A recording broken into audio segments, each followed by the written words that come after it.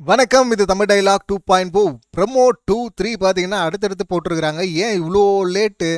முதல் ப்ரமோ எப்பவுமே லேட் ஆகுது. இன்னைக்கு எதுக்கு ரெண்டாவது ப்ரமோ லேட்டு?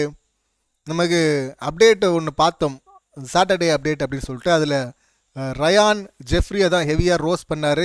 ராணவுக்கு பயங்கர அப்ளாஸ் கிடச்சிது, சப்போர்ட் கிடச்சிது அப்படின்லாம் போட்டிருந்தாங்க. அது சம்மந்தமாக ஒரு ப்ரமோ கூட வரல. முதல் ப்ரமோ வந்தது. அதில் ஹிண்ட்டு பார்த்தீங்கன்னா அந்த பொம்மை டாஸ்க்கை பற்றி தான் பேசிட்டு இருந்தார். போர்க்களமாக்கிட்டாங்க, பொம்மையை கொடுத்து விளையாட சொன்னா அப்படின்லாம் சொல்லியிருந்தாரு. ஆனால் ரெண்டாவது ப்ரமோ மூணாவது ப்ரமோ சம்மந்தம் இல்லாமல் வந்துட்டு இருக்கு. நான் நினச்சேன் இருட்டுக்கடை மேட்ரு, இப்போ மஞ்சரி விஷயம் பேசணும் அப்படின்னா இருட்டுக்கடை மேட்டரை பேசணும். ஆனால் இப்போ பேசுகிற மாதிரி தெரில. இப்போ ஃபஸ்ட்டு செகண்ட் ப்ரமோவை பார்ப்போம். தேர்ட் ப்ரமோவுக்கு லைவில் வர நம்ம இப்போ நிறைய பேசலாம். இப்போ செகண்ட் ப்ரமோவில் பார்த்தீங்கன்னா சாச்சனாவை போட்டு பொலப்பொலன்னு பொழுகிறாரு. இது வந்து பொழக்க வேண்டியது தான், அதை நம்ம ஏற்றுக்க முடியுது. அப்போவே பார்த்தோம் அதை. சாச்சனா வந்து துருன்னு வெட்டணும் வெட்டணும் வெட்டணும் அப்படின்னு சொல்லிட்டு அதே இதில் இருந்தாங்க. வந்து அவங்க லிசன் பண்ண மாட்டேங்கிறாரு கேப்டன். ஒரு கண்டஸ்டண்ட்டாக எனக்கு அது தேவையில்லை, பட் கேப்டனுக்கு தேவையில்லை அப்படின்லாம் சொல்லிட்டு இருந்தாங்க. கண்டஸ்டண்ட்டுக்கும் அது தேவை. நீங்கள் மரியாதையை கொடுக்காம மரியாதை மட்டும் எதிர்பார்க்கணும். இவர் இப்படி அது பவரில் இருக்கிறவங்க மட்டும் அடங்கி இருக்கணும். ஆனால் நீங்கள் அடங்க மாட்டீங்க, பவரே இல்லைன்னா கூட அடங்காமல் சுற்றிக்கிட்டு இருப்பீங்க அப்படின்னா என்ன லாஜிக் அது? அது தப்பு இல்லை. நீங்கள் கீழ்ப்படியணும் முதல்ல, அதுக்கப்புறமா தான் அங்கே எதிர்பார்க்கணும். ஸோ அது இல்லை. அப்போவே வேகமாக வந்து ஒரு காரணத்தை சொல்லிட்டு இவர் லிசன் பண்ண மாட்டேங்கிறாரு அப்படின்னு சொல்லிட்டு வெட்ட போனாங்க. அப்போ முத்துக்குமரன் ஸ்டாப் பண்ணார். தீபக் பதறிப்படி இருமான்றாரு, எல்லோரும் இருக்க சொல்கிறாங்க.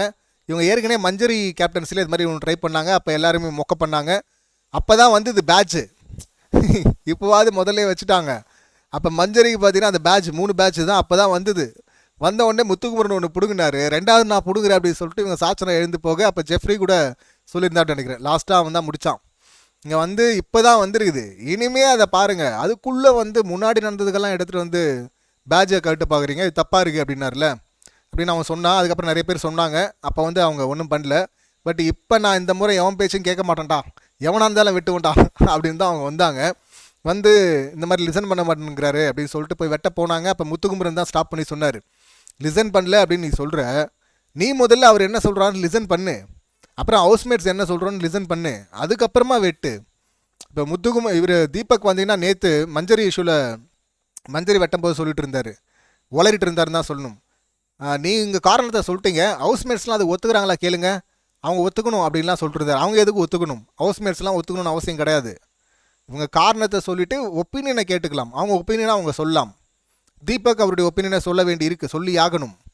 ஸோ அதனால் அங்கே மஞ்சள் விஷயத்தில் உருட்டினார். இங்கே வந்து அவர் கரெக்டாக ரொம்ப மெச்சூர்டாக ஹேண்டில் பண்ணாருங்க சாச்சனாவை. தீபக் நிஜமாகவே சொல்லணும், அவர் அப்போ பார்க்கும்போது பரிதாபமாக தான் இருந்தது, என்ன இந்த பொண்ணு வச்சு செஞ்சிட்ருக்கு அப்படின்னு சொல்லிட்டு. அப்போ வந்து முத்துக்குமரன் சொன்னதுக்கப்புறம் தான் அவங்க நின்னாங்க. அதுக்கப்புறமா இவர் பேசினார். இவர் பேசி கன்வின்ஸ் பண்ணலான்னு பார்த்தார், எவ்வளோ ட்ரை பண்ணார், ஒன்றும் நடக்கலை. அதுக்கப்புறம் ஹவுஸ்மேட்ஸ் பேசினாங்க, ஒன்றும் நடக்கலை. போய் வெட்ட போகிறாங்க. சௌந்தர்யா அப்போ பேக்கரி அக்கா கையை தூக்கி, எனக்கு இதில் உடன்பாடு இருக்குது, உடன்பாடு இருக்கா அப்படின்னு எல்லாருமே ஷாக் ஆகிறாங்க. எதுக்கு ஷாக் ஆகிறாங்கன்னு யோசிச்சுட்டு, உடன்பாடு இல்லை அப்படின்னு ஒன்றும், உன் உடன்பாடு எனக்கு தேவையில்லை அப்படின்னு சொல்லிட்டு சாச்சனா வந்து அதை கட் பண்ணிட்டு போயிட்டாங்க. அது வரையும் கூட ஓகே. அதுக்கப்புறமா வந்து பர்மிஷன் கேட்காம அவங்க பாட்னு எழுந்து போகிறாங்க. திரும்பி உள்ளே வரும்போது அவங்க பாட்னு வராங்க. அப்போ தீபக் வந்து சொல்லியிருந்தா, அப்படி இது ரொம்ப தப்பாக இருக்குது, ஏன் அங்கே மட்டும் கேட்க மாட்டேறீங்க அப்படின்னு சொல்லிட்டு இந்த டப்பாலாம் வந்து ரொம்ப பொங்கிட்டு இருந்தார். அப்போ சொன்னா, அப்படி நம்ம வந்து ஒரு ரூல் வச்சுருக்கிறோம், அதை அவங்க ஃபாலோ பண்ணணும், அவங்க கேட்கல, மக்கள் பார்த்துட்டு இருக்கிறாங்க, அதை அவங்க ஃபேஸ் பண்ணிப்பாங்க, அது அவங்களுக்கு தான் தப்பாக போகும் அப்படின்லாம் சொன்னார். அப்போ இருந்த கேப்டன் தீபக் பார்த்தீங்கன்னா ரொம்ப கண்ணியவான், ரொம்ப நேர்மையானவர் மாதிரி அப்போ பேசினாரா. நேற்று அப்படி இல்லை. அதை பற்றி இவர் இப்போ விஜய் சேதுபதி சொல்கிறாரு, சாரி சாச்சனா கிட்ட, ஒரு கேப்டன் தன்னுடைய கேப்டன்சியில் எந்த தப்பும் நடந்துடக்கூடாது அப்படின்னு பார்த்துக்கிறது தப்பா அப்படிங்கிறாரு. தப்பே கிடையாது, அவர் பார்த்துக்கணும்.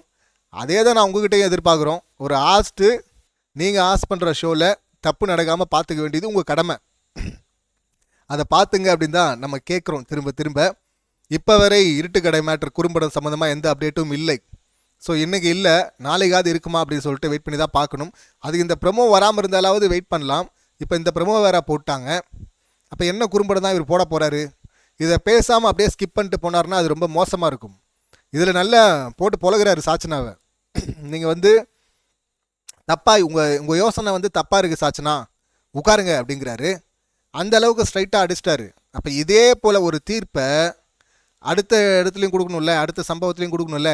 நேற்று ரொம்ப பெரிய பஞ்சாயத்து ஆச்சுல, அந்த பிரெட் பஞ்சாயத்து, அதோடைய ஆரம்ப புள்ளி அந்த இருட்டுக்கடை மேட்ரு. இருட்டுக்கடை மேட்ரின் தொடர்ச்சி தான் தக்காளி சட்னி. அங்கேருந்து தான் இது எல்லாமே ஸ்டார்ட் ஆகுது.